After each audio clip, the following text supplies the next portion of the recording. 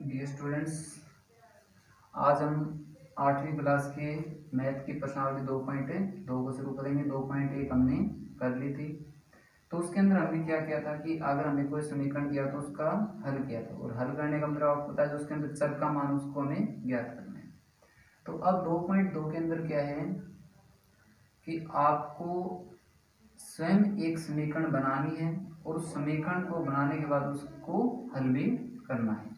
तो जैसे आपके सामने एक पहला क्वेश्चन दिया गया है जिसमें आपको एक स्थिति दी गई है और उस स्थिति को पढ़कर हमें जो बात पूछी वो बतानी है। ठीक है, तो पहला क्वेश्चन शुरू करने से पहले हम एक आसान सा उदाहरण लेते हैं। पहले जैसे मान लेते हैं कि आपके पास कुछ पैसे हैं या कुछ रुपए हैं आपके पास, और उन कुछ रुपयों में से आपने 10 रुपए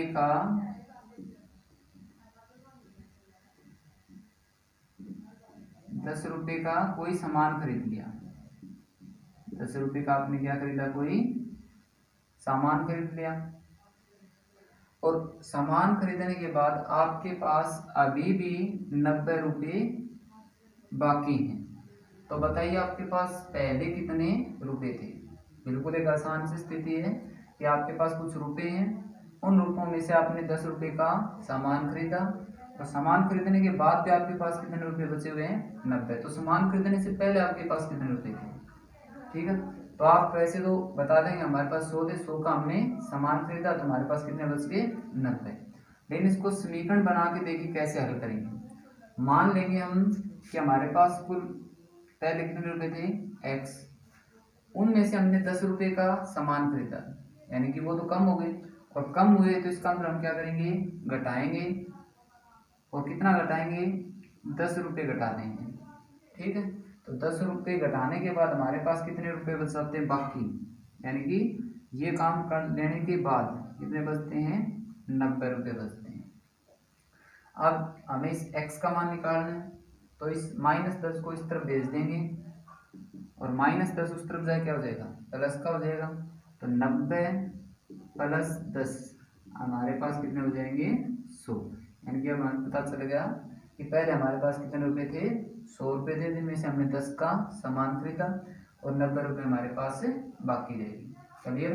तो इस प्रकार से एक स्थिति मिलेगी, समीकरण बनानी है, उस समीकरण को हमें हल करना है। इस टाइप के क्वेश्चन हमें इस प्रश्नावली के अंदर करनी है। ठीक है, तो देखिए जो पहला क्वेश्चन इसका दिया गया है, पहले ध्यान से क्वेश्चन को पढ़ेंगे।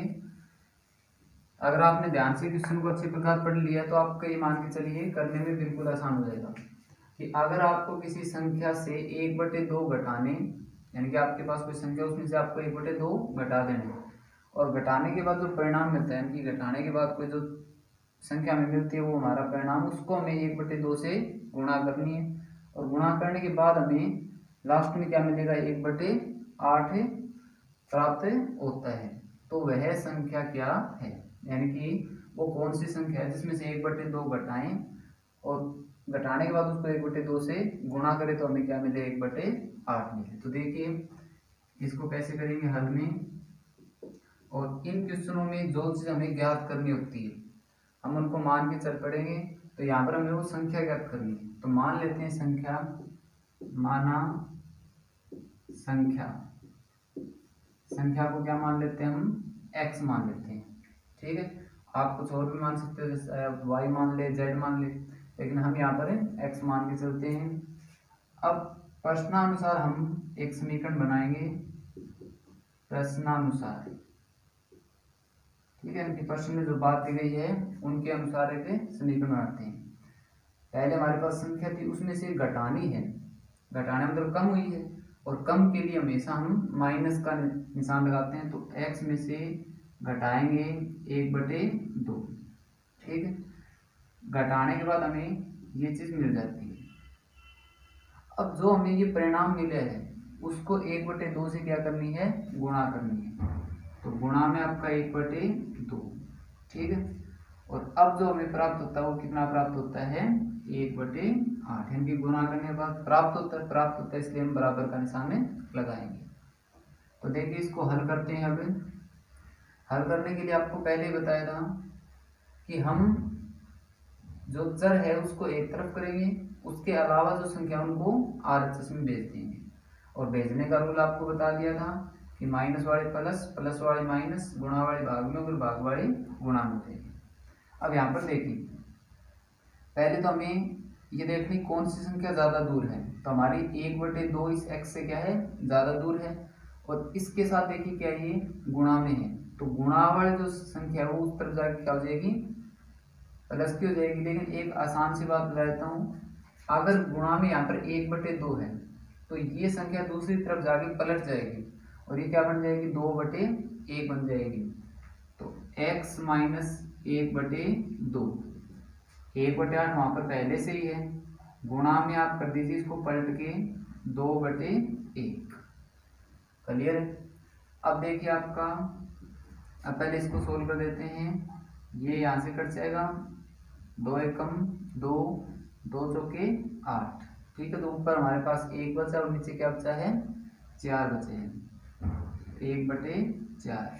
क्लियर। अब हमें x का मान निकालना है, तो 1/2 जो इस तरफ है उसको हमें RHS में भेजेंगे। तो x और माइनस की संख्या उस तरफ जाके हमें पता है किसकी हो जाएगी, प्लस की हो जाएगी, है ना। क्लियर है। अब देखिए आगे हम क्या करेंगे, x बराबर, इस प्रकार जो भिन्नों का जोड़ होता है, अगर आप LHS में इन दोनों का अगर हम लघुत्तम समावर्तक निकाल के करें तो भी कर सकते हैं। लेकिन कई बच्चों को दिक्कत आती है लघुत्तम समावर्तक निकालने में, तो आपको बिल्कुल आसान बताता हूँ। पहले नीचे वाले दोनों के आप गुणा कर लीजिए, 4 दूनी 8। ठीक है। अब इस वाले की करनी इसके साथ गुणा, यानी सबसे पहले हमें इन दोनों की गुणा करनी। तो एक गुणा तो हमारा कितना हो जाएगा, 2, फिर जो निशान हमारा प्लस, और फिर 4 की इस 1 के साथ गुणा करेंगे तो यहाँ पर कितना आ जाएगा, 4। ऊपर वालों को जोड़ दीजिए, तो हमारा x का मान ऊपर कितना हो जाएगा, 6/8। x का मान बराबर होगा 6/8। अब 6/8 हमारा देखिए किसी संख्या से कट तो नहीं रहा है, तो हम देखेंगे कि 2 से दोनों ही संख्या कट रही है। 2 के पार में आता है 2 3 6 और 2 चौके हमारा कितना होता है, 8 होता है। तो x का मान हमें क्या मिल जाता है, 3/4 मिलता है। x बराबर है 3/4, ये x का मान हमें मिल जाता है। यानी कि जो मानी गई संख्या या जो संख्या दी गई हमारी 3/4। नीचे लिख दिए, ये अतः वांछित संख्या, वांछित संख्या जो मिलती है हमें कितनी मिलती है, 3/4 मिलती है। वांछित का मतलब होता है जो चीज हमें चाहिए, तो जो चीज हमें चाहिए वो संख्या हमारी क्या है, 3/4। ठीक है, तो बिल्कुल अच्छी तरह से आपको पहला क्वेश्चन समझा दिया, तो आप इसको अच्छी तरह से समझें। ठीक है, तो देखते हैं इसका आगे बढ़ा दूसरा क्वेश्चन। तो देखिए हमारा जो दूसरा क्वेश्चन है, एक आयताकार तरण ताल है। तरण ताल का मतलब होता है स्विमिंग पूल। आपने फिल्मों वगैरह में जरूर देखा होगा कि लंबाई और उसकी जो चौड़ाई, लंबाई जो है उसकी चौड़ाई के दुगने से 2 मीटर अधिक है। ठीक है, और जो इस तरणताल का परिमाप है वो 154 मीटर है। तो इसकी लंबाई और चौड़ाई हमें ज्ञात करनी है। तो देखिए कोई आयताकार तरणताल मान लेते हैं, ये इस प्रकार से यह आयताकार तरणताल है। ठीक है, ये इसकी लंबाई है और ये इसकी क्या है, चौड़ाई। दोबारा दें, ये इसकी लंबाई और ये इसकी क्या है, चौड़ाई है। अब देखिए उसने बोला है कि जो उसकी लंबाई है वो चौड़ाई के दुगने से 2 मीटर अधिक है। मान लेते हैं अगर मैं इस चौड़ाई को 2 मान लेता हूँ, तो उसने बोल दिया कि इसके दुगने से 2 अधिक है। पहले तो इसका 2 गुना करेंगे, 2 गुना करेंगे तो कितना हो जाएगा, 4। और उससे भी 2 अधिक है, अधिक का मतलब है ज्यादा, तो ज्यादा के लिए हमें जोड़ देंगे, तो 4 और 2 कितना हो जाएगा, 6। तो ये हमारी जो लंबाई है कितनी हो जाएगी, 6 हो जाएगी। बात समझ में आ गई। अब ये तो हमने खुद से मानी है, लेकिन अगर हम एक और मान लेते हैं 3 होती, अगर हमारी चौड़ाई 3 होती तो लंबाई कैसे निकालेंगे, इसका 2 गुना करेंगे, 2 गुना करें तो 3 दूनी हमारा कितना हो जाएगा 6, और उससे भी अधिक है कितना 2, अधिक के लिए जोड़ेंगे 6 और 2 हमारा कितना हो जाएगा 8 हो जाएगा। क्लियर। तो ये तो हमने कुछ संख्याएं लेगी, इसको अच्छी तरह से समझ आता है, लेकिन हम जब मानेंगे तो हम क्या मानेंगे, इसकी जो चौड़ाई है उसको कितना मान लेंगे, x मीटर मान लेंगे। मीटर क्यों लिया, क्योंकि उसने मीटर में ही आपको परिमाप दे रखा है। तो तरणताल की चौड़ाई हम मान लेंगे कितना, x मीटर। तो लिखिए हल में आपका माना आयताकार तरण ताल की चौड़ाई आपने कितनी मान ली है, x मीटर हमने मान ली। इतना क्लियर है।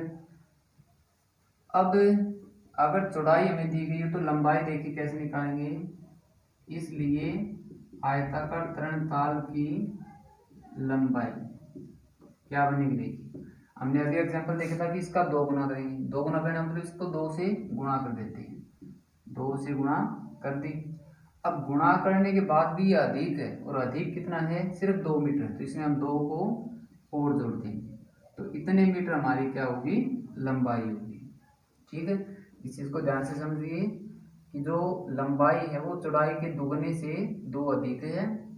और आगे देखिए क्या दिया है, इसका परिमाप दे रखे हैं, आयताकार तरणताल का परिमाप, और वो हमें कितना दिया है, 154 मीटर दिया गया।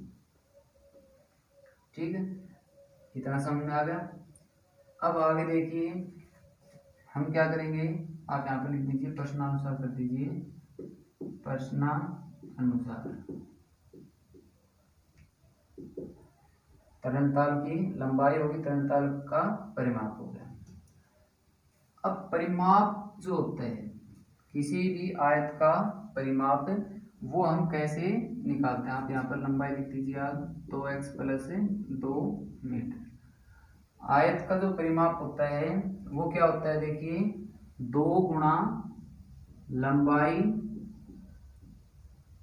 प्लस चौड़ाई, यानी कि आप ब्रैकेट के अंदर लंबाई और चौड़ाई को जोड़ेंगे और उसकी फिर किससे गुणा कर देंगे, 2 से गुणा कर देंगे। तो जब इस तरणताल का परिमाप निकालेंगे, हम निकालें तो इस प्रकार निकालेंगे, और वो प्रश्न में हमें किसके बराबर दे दिया, 154 के बराबर दिया गया।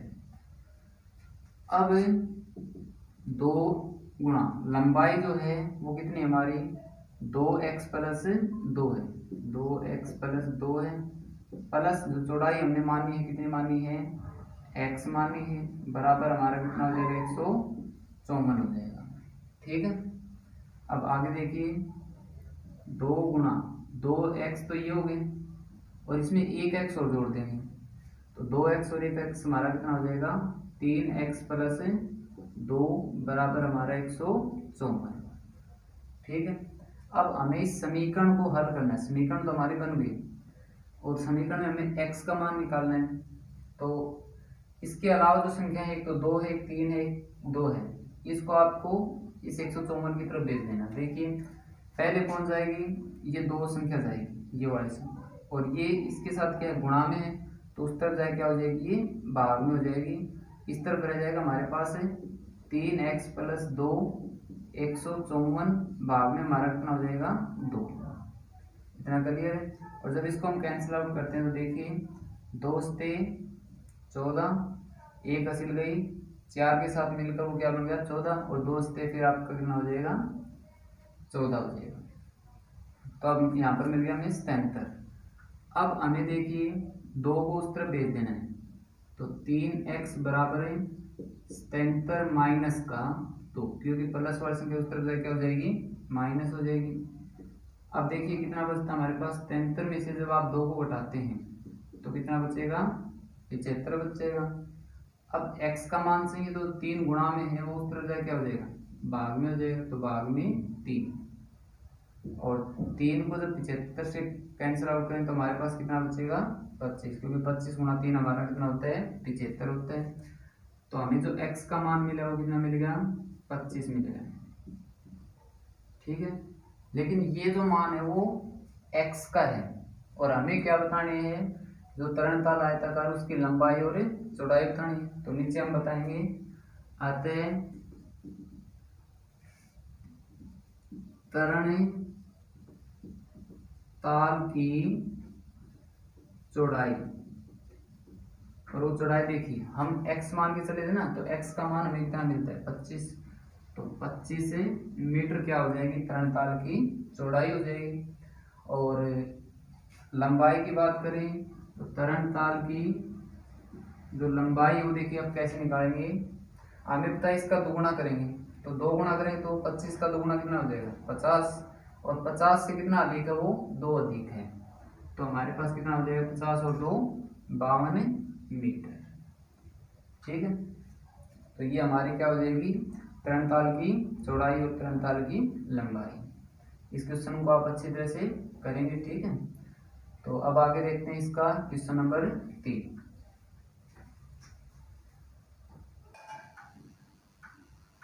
तो देखिए हमारा तीसरा क्वेश्चन क्या दिया गया है कि एक समद्विबाहु त्रिभुज का आधार दिया गया है, यानी कि समद्विबाहु त्रिभुज है और समद्विबाहु त्रिभुज का अनुपात है जिसकी 2 भुजाएं बराबर हो उसको बोलते हैं समद्विबाहु त्रिभुज, और उसका जो आधार दिया गया वो 4/3 है। जैसे मान लेते हैं ये कोई समद्विबाहु त्रिभुज है जिसकी ये दोनों भुजाएं आपस में बराबर है और ये इसका आधार है, तो आधार कितना दिया गया हमें 4/3 सेंटीमीटर।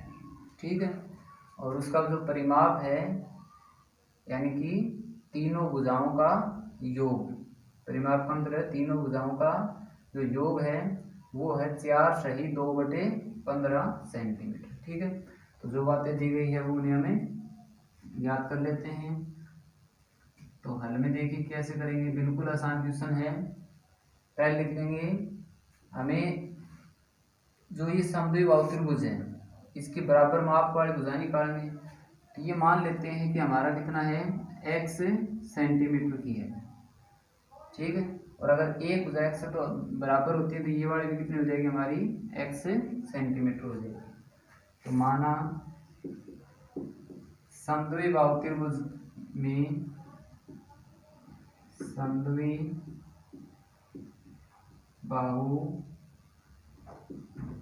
त्रिभुज में बराबर भुजाएं कितने की हमारी x सेंटीमीटर की। ठीक है, और लिख दीजिए आप समद्विबाहु त्रिभुज और यहाँ पे प्रश्नानुसार लिख दीजिए आप यहाँ पर दिया गया है, लिख दीजिए दिया है त्रिभुज का आधार, त्रिभुज का आधार देखिए मैं क्या देखे 4/3 सेंटीमीटर। ठीक है, और ये त्रिभुज का क्या है परिमाप है, तो त्रिभुज का परिमाप, और वो त्रिभुज का परिमाप में देखे 4/2/15 सेंटीमीटर। यह आपको एक मिश्रित भिन्न दी गई है, इसको हम सरल रूप में बदल देते हैं। उसके लिए क्या करते हैं इस 15 की 4 के साथ क्या कर देंगे गुणा कर दें, तो 15 चौके कितना होता है 60 होता है, और जो हमारी गुणांक थी उसके अंदर ये 2 को जोड़ देते हैं, तो 60 और 2 हमारा कितना हो जाएगा 62 भाग में जो इसका हर है वही इसका हर आएगा 15 सेंटीमीटर। क्लियर है, तो ये बातें हमें लिखनी है। पहले हम क्या करेंगे मान लेंगे जो समद्विबाहु त्रिभुज उसके बराबर भुजाएं क्या है x सेंटीमीटर है, और दिया और हमें क्या है कि त्रिभुज का आधार 4/3 सेंटीमीटर है, त्रिभुज का जो परिमाप है वो 4/2/15 है। मिश्रित को हमें सरल रूप में बदलें तो हमारी कितनी हो जाएगी 62/15 सेंटीमीटर। ठीक है, अब इसी बात को हमें लेके चल पड़ते हैं कि जो परिमाप हमें दिया गया है, अब परिमाप का हमें पता कैसे निकालते हैं, तीनों भुजाओं का योग करेंगे यानी कि जोड़ेंगे। तो एक भुजा x है प्लस दूसरी भुजा x है प्लस तीसरी भुजा हमारी क्या है 4/3 है। यानी कि जब तीनों भुजाओं को जोड़ेंगे, या फिर आप चाहे ना भी लगाएं डायरेक्ट, तीनों भुजाओं को जोड़ेंगे तो परिमाप मिलेगा। और वो परिमाप उसने दे रखा है किसके बराबर है, 62/15 के बराबर है। इतना क्लियर है। अब यहाँ पर देखिए, जब ये x और ये x जुड़ेगा तो हमारे पास कितना हो जाएगा, 2x हो जाएगा। प्लस का कितना है 4/3 बराबर आपका 62/15। इतना क्लियर है। अब देखिए, हमें इस x का मान ज्ञात करना है, तो x के मान के लिए 4/3 को पहले उस तरफ भेज देते हैं, तो 2x बराबर है, ये 4/3 जो प्लस का उस तरफ जाके माइनस का हो जाए तो 62/15 माइनस 4/3। इन भिन्नों की घटा करेंगे तो देखिए कैसे करेंगे, नीचे वालों की गुणा कर लीजिए आप, नीचे वालों की गुणा करेंगे तो हमारा कितना आएगा 75 आएगा, सॉरी कितना आएगा हमारा 45 आएगा, 15×3 = 45। अब आर पार गुणा कर दीजिए, 62 के आप 3 के साथ गुणा करें तो 62 की 3 के साथ गुणा करें तो 3 दूनी 6 और 3 6 के 18, यानी कि 186 आ जाएगी इनकी गुणा। अब फिर माइनस का निशान, अब इनकी गुणा कर दीजिए, 15 चौके कितना हो जाएगा हमारा 60 हो जाएगा। इतना क्लियर है। अब आगे देखिए, इनकी जो घटा आती है ऊपर वालों की आती है, 6 में से 0 को घटाएंगे तो हमारा 6 बचेगा, और 18 में से 6 को घटाएंगे कितना बचेगा 12 बचेगा। भाग में हमारा कितना है 45। इतना समझ में आ गया। अब हमें मान x का निकालना है, तो जो 2 गुणा में है उस तरफ जाए क्या हो जाएगा हमारा भाग में हो जाएगा। तो देखिए x बराबर है 126, भाग में क्या आएगा 45, और एक भाग में आपका ये आ जाएगा गुणा में 2। नीचे वाले के साथ तो गुणा में होता है और ऊपर वाले के साथ क्या होता है ये भाग में। 2 को जब इसके साथ कैंसिल आउट करें तो 2 6 के 12 और 2 3 हमारा कितना हो जाएगा 6 हो जाएगा, बनकर 63 भाग में 45, 63 भाग में 45। अगर हम ध्यान से देखें तो दोनों के दोनों आपके 3 के पहाड़े से कट रही है, तो 3 में आपका कितना आएगा 3 एकम 3 3 5 15, यानी कि 15 3 45। और इसको देखें तो 3 दूनी 6 और 3 एकम 3, अब भी हमारा कैंसिल हो रही है, तो 3 5 15 और 3 7 हमारा कितना हो जाएगा 21। तो अब जो मिला वो मिला 7 भाग में 5, तो x बराबर 7 भाग में 5, ये हमें x का मान निकलेगा। क्लियर है इतना। तो x का मान तो हमें मिल गया, लेकिन हमें जो निकालना है वो क्या है, 2 बराबर भुजाओं का माप बताना है, और वो हम क्या मान के चले थे x मान के चले थे, तो यही क्या हो जाएगी दोनों भुजाओं का माप हो जाएगी। इस नीचे लिखेंगे हमें आते त्रिभुज की बराबर भुजाओं का माप, त्रिभुज की बराबर भुजाओं का माप 7/5। अब भुजा है तो सेंटीमीटर में लिखेंगे, तो माप 7/5 सेंटीमीटर है। ठीक है, तो ये हमारा क्या हो जाएगा आंसर हो जाएगा। तो आशा करता हूँ जो इसके हमने 3 क्वेश्चन किए हैं वो तीनों के 3 क्वेश्चन आपको अच्छी प्रकार समझ में आए होंगे। ठीक है, तो आगे वाले जो क्वेश्चन है वो हमें अगली क्लास में करेंगे। आज आप ये 3 क्वेश्चन अच्छी प्रकार से करेंगे। ठीक है, धन्यवाद।